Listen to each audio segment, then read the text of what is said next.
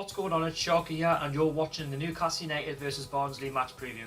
So on Sunday, it's the last game of the season for the EFL Championship, and Newcastle host Barnsley at St James's Park, and it's a kick-off at 12 o'clock. It's not on TV, and the rest of the Championship, they all kick off as well.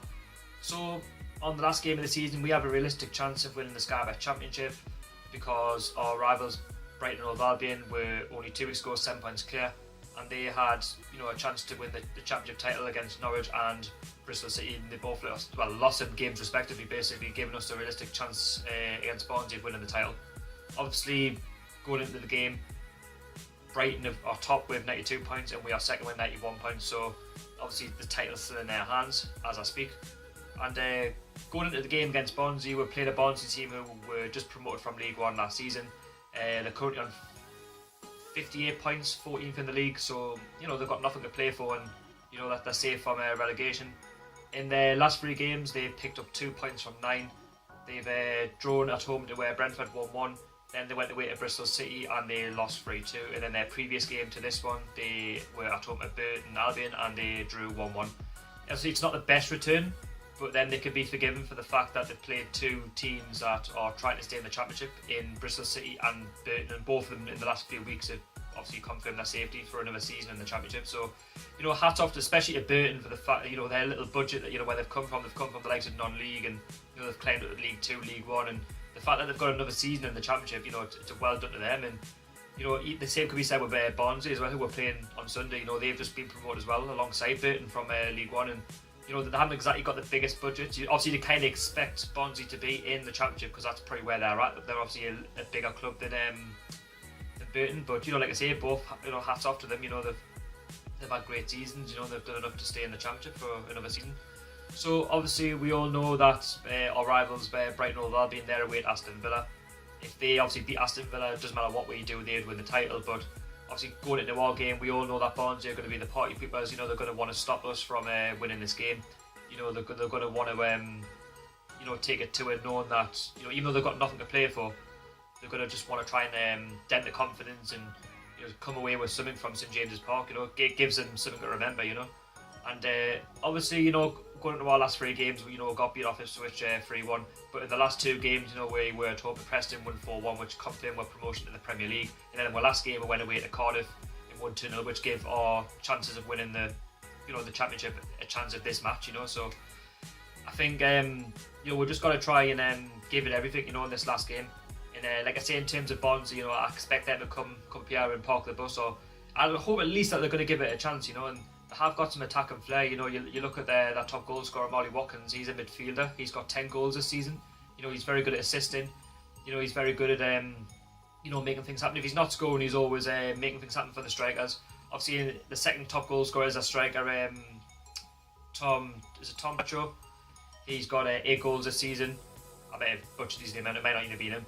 And anyway, it might be. And then obviously in that third top goal scorer is obviously on loan striker from us, Adam Armstrong. So he's got 6 goals this season. So he's had a decent season. 6 goals is not a lot, but he has contributed on his loan at Barnsley. So obviously only time will tell obviously what will happen to him next season, whether or not he'll be fitted into our first team for next season in the Prem, or whether he's going to get loaned back out to another Championship club. And like I say, we played Barnsley at the start of the season. They were pretty much flying at the top of the Championship. They've won 5 games in 7. They were challenging in the top 6. They had top goal scorer Sam Winnell and Connor Hurahan. Both of them have recently left, and obviously they've plummeted down the table since. Only the Barnsley fans will know what would have happened if they kept those players beyond January. And like I say, we played them at Oakwell, and I remember we pretty much dominated that game. If I'm honest with you, I felt like Barnsley defended all the way through the game. They were trying to get the point, which is fair play to them. We've got the better quality, and we scored 2 goals in the second half through Dwight Gale, and the quality did shine. They were getting tired, and we used our experience to our advantage and got the 2 goals. And we could have got a 3rd or a 4th really, and it was how many we could have gotten.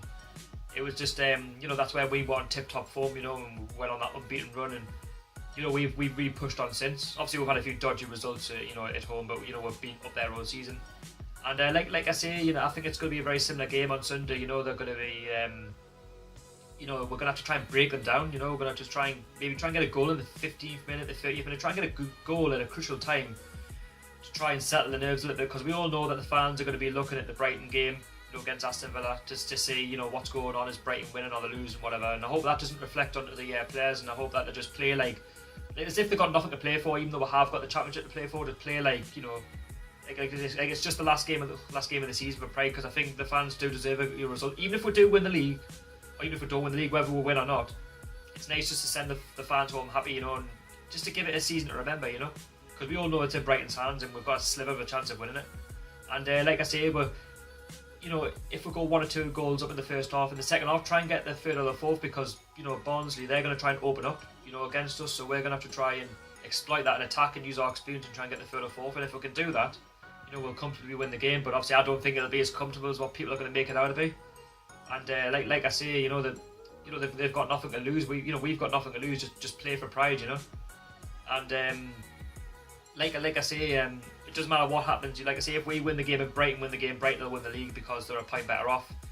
Obviously, if we draw the game, we need to expect Brighton to either to lose the game basically. And if we lose the game, it doesn't matter what Brighton do, they'll win the league. Obviously, if we draw the game and they lose it, we'll obviously go joint top. We'll go on 92 points, but we'll win out on goal difference. That'll just be absolutely fantastic. It'll just captain. Well, what was a brilliant comeback, really. Do you know what I mean? Being 7 points behind only 2 weeks ago, it's amazing what can happen in this division.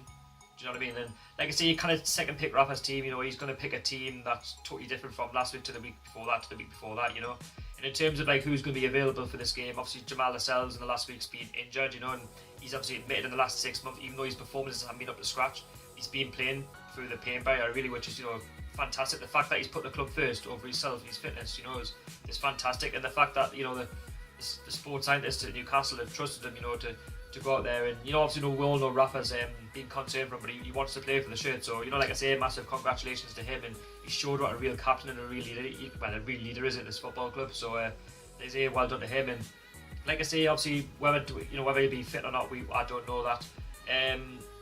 Dwight Gale, he'll obviously a fitness test. Whether he'll be available, I don't know. Matt Ritchie's going to be suspended. He's been suspended for a couple of games, but we don't need him now. We will not need him until pre-season. Give him a rest. He's had a fantastic season, scoring great goals for us. So yeah, that'll be that. And like I say, we've just got to give it everything. Just be ourselves. Don't focus on anybody else, and just like I say, just be us. We can't do it if we really put our mind to it. If we kind of go 1 or 2-0 down against Bristol, which I hope we don't. I don't want to give ourselves uphill tasks. I just think just go out there and do the business. Whatever happens, happens. Whatever will be, will be. If Brighton win the league, we win the league. The best team will win it at the end of the day. The table doesn't lie. And in terms of a score prediction, I'm going to go for a Newcastle United 2, Barnsley 1. I think it'll be a tight game. They'll not make it easy to win. They'll want to try and get at least a point out of the game, if not 3. But I expect us to get the 3 points at the end. So yeah, like I say, this has been the Newcastle Barnsley preview.